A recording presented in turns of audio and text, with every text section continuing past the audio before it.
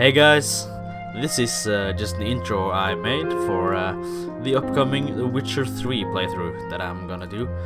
So if you're not familiar with the story or haven't read the books, that is okay.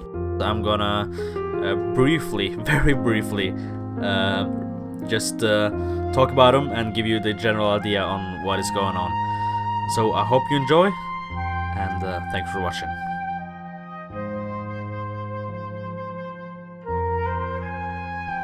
The Witcher series is about a character named Geralt of Rivia, a witcher, a person mutated and trained from birth to grow into a monster-slaying fighting machine. Witchers are professional monster hunters with superhuman abilities and are the master of the arts of swinging the sword.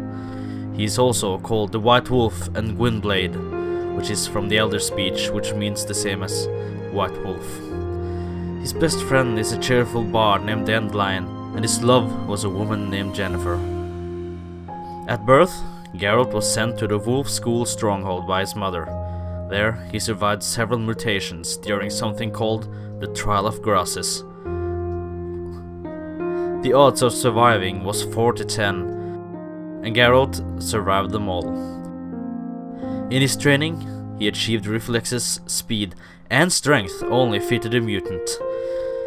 They fight beasts with a silver sword and are the masters of alchemy. The latter became outcast, as humans now live and protect the cities and strongholds, and are now frowned upon as freaks.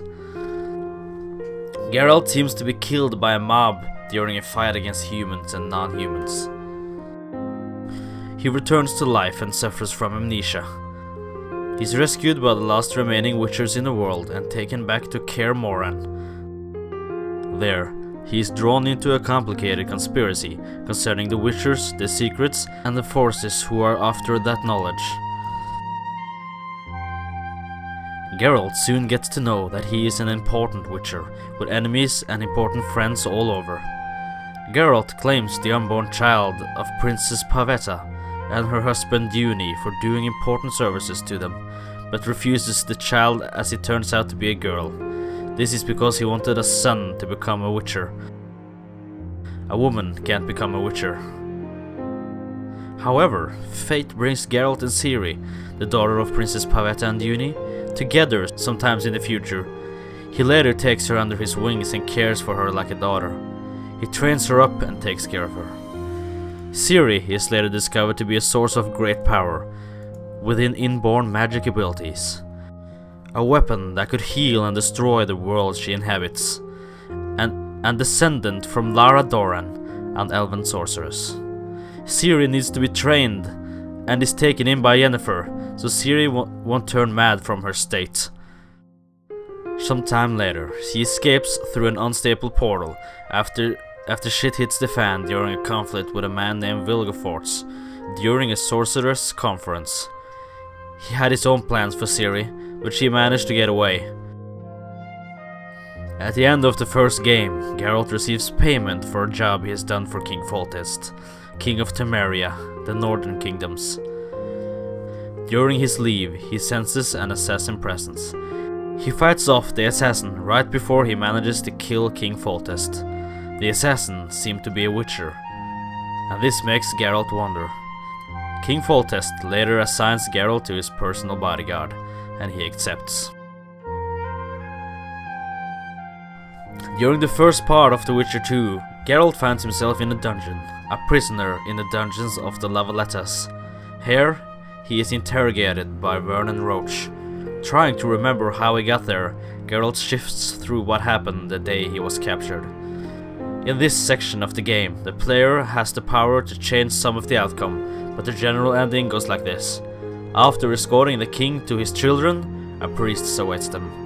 This turns out to be an assassin, and Geralt fails to rescue the king. He is murdered, and the Witcher Kingslayer escapes where Geralt cannot follow. Later, he is accused for the murder. Back in the cell, Vernon Roach helps him escape with him up the river to a town called Flotsam. He is on a path to clear his and Triss Merigold's name, his girlfriend in the games. Here, he finds the first trace of the Kingslayer. After a small meeting with the Kingslayer, He runs off to find Triss Merigold and use her to teleport himself and her to somewhere. Geralt has to find her and save her. A conflict between humans and non-humans bursts out of nowhere, and Geralt is forced to choose between his new friends in the Scoia'tael, the squirrels, elven rebels fighting for non-human freedom, Yorveth or Vernon Roach. Here, I chose the Scoia'tael. They are in great numbers and are the best archers in the world, or so it is said. After this, we travel to Vergen. Here, Geralt finds trace of both Triss and the Kingslayer named Letho. These traces are all interrupted by a war between King Henselt and Vergen, which I won. Here, Geralt found out that an ally sorceress was an enemy in disguise, and is forced to travel after the sorceress and the leader of the war in Vergen, Saskia.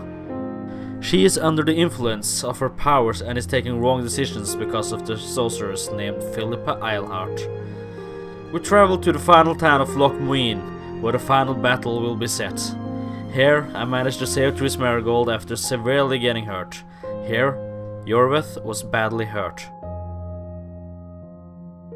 We interrupted a meeting between the royals and a dragon, which earlier revealed to be Saskia, the leader of the war in Vergen, attacks because she is influenced by the sorceress Philippa Eilhart.